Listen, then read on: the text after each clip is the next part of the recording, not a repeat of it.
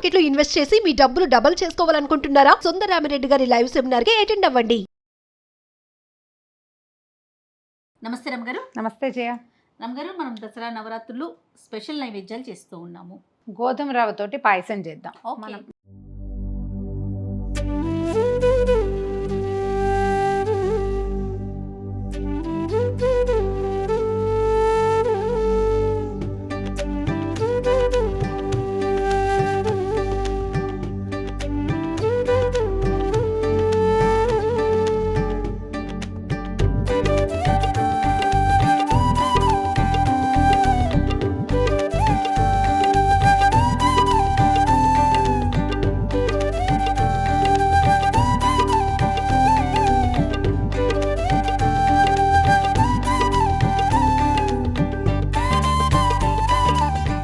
Kesari bath చేసుకుంటాం కదా, రవ కేసర్లు 3-4 సార్లు చేసాం, వీడియోలు ఉన్నాయి. గోధుమ రవ్వతోటి కూడా పాలు పోసి చేయొచ్చు, పాలు పోయకుండాను చేయొచ్చు. 2 రకాల వెరైటీలు ఉన్నాయి.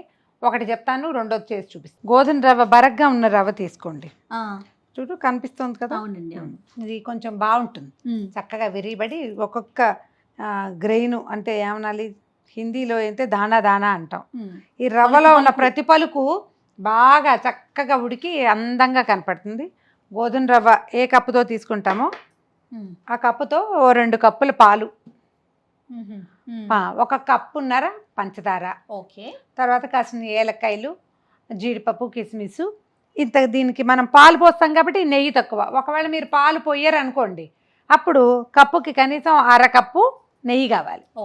కొంచెం నెయ్యి సరిపోతుంది. నెయ్యి వేసి ముందు గోధుమ రవ్వని బాగా దోరగా చక్కగా వేగనివ్వండి. గుమ్మగుమ్మలాడేలాగా రవ్వలో తెలుపు వచ్చేసేయాలి. ఈ రంగు పోయి తెల్ల రంగుకి రావాలన్నమాట. నిదానంగా వేయించండి. పాలు కొంచెం కాగబెట్టుకోండి పక్కన. ఆ వేడి పాలు కాస్త నీళ్లు కూడా పోసుకోవచ్చు. ఎలా అంటే ఇప్పుడు మనం దీనికి కనీసం 1కి 4 నీళ్లు పడతాయి. పాలే 4 పోస్తే అంత బాగా కుదరదు, పైగా అసలు కోవాగా అయిపోతుంది. అందుకని 2 గ్లాసులు నీళ్లు, 2 గ్లాసులు పాలు. ముందు నీళ్లు పెట్టుకోవటం పక్కన. ఈ రవ్వ వేగగానే ఆ వేడి నీళ్ళు పోసుకోవటం. ఆ వేడి నీళ్ళల్లో ఉడుకుతుండగానే పాలు ఒకసారి హైలో కొంచెం కాగనివ్వండి. మరి పచ్చిపాలు అయితే అంత బాగుండదు, ఏమిటో ఒక సాటిస్ఫాక్షన్ ఉండదు అనమాట. ఆ వేడి పాలు కూడా ఇవి నీళ్లు పీల్చిన మరుక్షణం పాలు కూడా పోసేస్తే సరిపోతుంది. 1కి 4 ద్రవ పదార్థం కావాలి దీనికి, సరేనా? అంతే. పాలు పోయటం బాగా చక్కగా దగ్గరికి మగ్గిపోయిన తర్వాత పంచదార 1.5 పంచదార పోసేస్తాం. బాగా ఉడికి ఆ చక్క కోవా బాగా వస్తుంది, అంటే హల్వా లాగా కనపడుతుంది కదా. నెయ్యి ఎక్కువ వేయం కాబట్టి నెయ్యి కనపడదు మనకు. అది ఉడికిన భావకం కనపడ్డాక జీడిపప్పులు, కిస్మిస్లు వేయటం, కొంచెం ఏలక్కాయలు వేసుకోవటం. మీకు ఆసక్తి ఉంటే కాస్త అంత కుంకుమ పువ్వుని పాలల్లో నానబెట్టి పెట్టుకోండి, అది కూడా వేసుకోండి. ఈ రవ్వకి కుంకుమ పువ్వు ఏంటంటే రంగులో ఏం పెద్ద చేంజ్ కనపడదు మనకి. తెల్ల రవ్వ అయితే కనిపిస్తుంది. చక్కగా దాన్ని పళ్ళెంలో వేయటం, పైన కాస్త నేర్చుకు వేసి అమ్మవారికి నివేదన చేసుకోవటమే. తప్పకుండా. ఓకే, ముందే చేద్దామంటే కొంచెం నెయ్యి వేసి జీడిపప్పులు, కిస్మిస్లు వేయించుకుందాం. ఎక్కువ పప్పులు వేస్తే వేసేసామంటారు. వీటిని సగం చేస్తాను గారు, అందరికీ వస్తాయి. నేను కూడా అంతే చేస్తా చేయ. మీ దగ్గరే నేర్చుకున్నాను నేను. ఇంత లావు పప్పులు వేసి 10 పప్పులే వేసామనుకోండి, ఎవరి నోట్లో ఒక్కొక్కరికి 3-4 వచ్చేస్తే ఒక్కొక్కరికి 1 రాదు. అందుకని ఏం చేయాలంటే చిన్న ముక్కలు చేస్తే అందరికీ తలా 1, 2, 3, 4, 5, 6 అలా వస్తాయి. చాలు.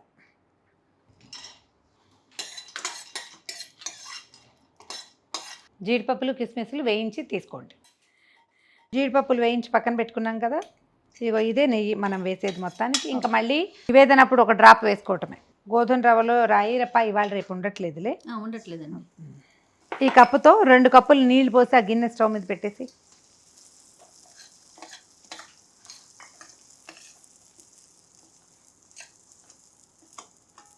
ఈ రవ్వ మరీ ముతగ్గా ఉందనిపిస్తే 5వ గ్లాసు పాలు కూడా పోసుకోవచ్చు. ఏం అనుమానం ఏం లేదంటే 5వ గ్లాసు వాటర్ అంటే 3 గ్లాసుల పాలు, 2 గ్లాసుల నీళ్లు, లేదా 3 గ్లాసుల నీళ్లు, 2 గ్లాసుల పాలు. మన దగ్గర పాలు అవైలబిలిటీని బట్టి అనమాట. ఇంకో కప్పు కూడా పోసేసి 3 కప్పులు పోసి. రవ్వ బాగా బిరుసుగా బరకగా ఉంది కదా,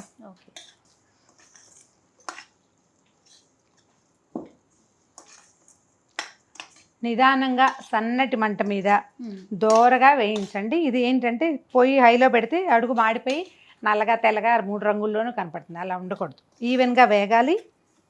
చక్కగా నిదానంగా సన్న మంట మీద కనుక వేయిస్తే గరిట మాత్రం వదలకూడదు. రమ్మగారు వేగిందా? చూడు రవ్వ మీకు తెల్లగా కనపడుతుందా, వాసన వస్తుంది గుమగుమలాడుతూ. అవునండి. రవ్వ తేలిక పడ్డట్టు తెలుస్తోంది. ఇందాకటి బ్రౌన్ కలర్ ఏది అంత తెల్లగా పడింది కదా. వేగితేనే ఇది బాగా కుదురుతుంది. స్టవ్ ఆపేసి ఆ నీళ్ళు కొద్దిగా పోసేద్దాం ఇందులో. ఆ స్పూన్ తీసి, ఇందులో స్పూన్ ఎందుకు ఉందని డౌట్ వస్తుంది. తొందరగా కాగటానికి ఇందులో ఏదైనా స్పూనో ఓ చిన్న కటోరియో పడేస్తే నీళ్ళు స్పీడ్గా కాగిపోతాయి.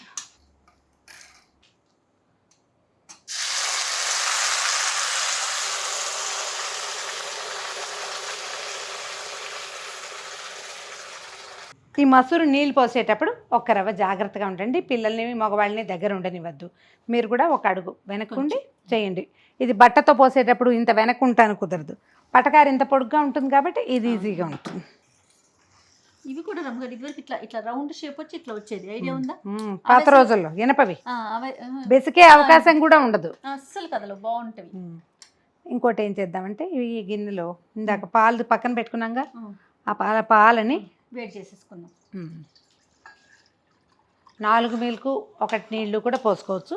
4 పాలు అదే 4 పాలు, అదే మిల్క్ అంటున్నాను. 4 పాలు 1 నీళ్లు కూడా వేసుకోవచ్చు. మన దగ్గర ఉన్న పాలు ఉన్న ఉపస్థితిని బట్టి చేసుకోవటం అన్నమాట. దీన్ని ఉడకనిద్దాం నిదానంగా. ఎంత దగ్గరకు వస్తుంది అమ్మగారు? వస్తుంది. గోధుమ రవ్వ తనకి కనీసం 8 రెట్ల నీళ్ళని తీసుకోగలుగుతుంది ప్రతి గింజ. అబ్బా,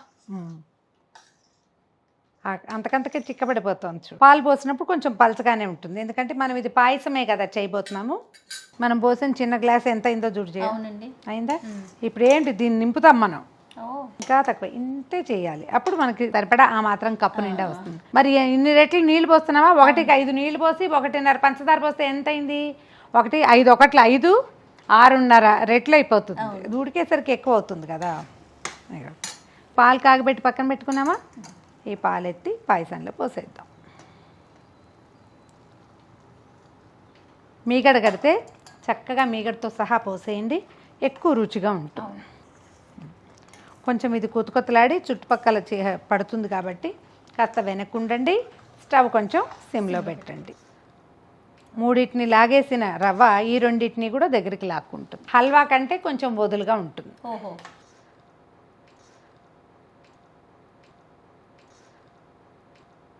మొత్తం మనం పోసిన పాలు నీళ్లు సమస్తం వెళ్ళిపోయినాయి లోపలికి. ఈ రవ్వకి మనం పాలు కూడా పోసాం కాబట్టి ఎక్కువ వేసుకోవాల్సి వస్తాం మనం. ఇక పంచదార వేస్తాను. 1కి 1.5, ఒక రవ్వకి 1.5 గ్లాస్ వేసామన్నమాట. ఒక 5 నిమిషాల్లో వచ్చేస్తుంది ఇది. మీరు బెల్లం కూడా వేసుకోవచ్చు. బెల్లం వేసుకునేటట్టయితే పాలు వద్దు, బాగా మరి కాస్త నెయ్యి వేసి బాగా వేయించి ఇంకా కాస్త వేయాలి. ఇప్పుడు ఒక 1/2 కప్పే కదా వేసాం, 1.5 కప్పు కనీసం నెయ్యి వేసి వేయించి బెల్లం కలిపితే కనుక అది కూడా చాలా బాగా వస్తుంది. చెండు కలర్ మారుతుంది, బ్రౌన్గా వస్తుంది. ఇది తెల్లగా ఉంది కదా. బెల్లం సిద్ధాంతం ఉంటే అలా చేసుకోవచ్చు.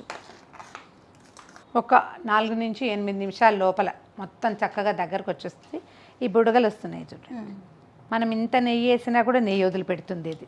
ఈ బుడగలు రావటం వచ్చి అంచులు వదిలేసాక దీన్ని ఆపేసేయచ్చు. మనం లూజ్ పాయసం లాగా కాకుండా స్పూన్తో తీసుకునేలాగా పాయసం లాగా కనపడుతుంది.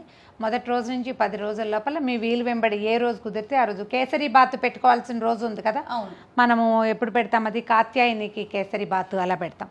ఆ రోజున నివేదనకి ఇది చేసుకోవచ్చు. అలా కూడా చేయొచ్చు, రవ కేసరి చేయొచ్చు, ఇదైనా చేసుకోవచ్చు. ఒకవేళ రవ కేసరి చేయాలనుకుంటే మన ఛానల్లో 3 రకాల రవ కేసర్లు ఉన్నాయి. ఏది కుదిరితే అది చూసుకుని పెట్టుకోండి. దగ్గర పడిపోయింది చూడు మన పాయసం. చూడు అడుగు అంటుతానంటుంది. ఈ తెర వస్తే చాలు. ఇప్పుడు ఇలా తీస్తుండగా అది చూడు ఖాళీ వస్తుంది, చూసావా?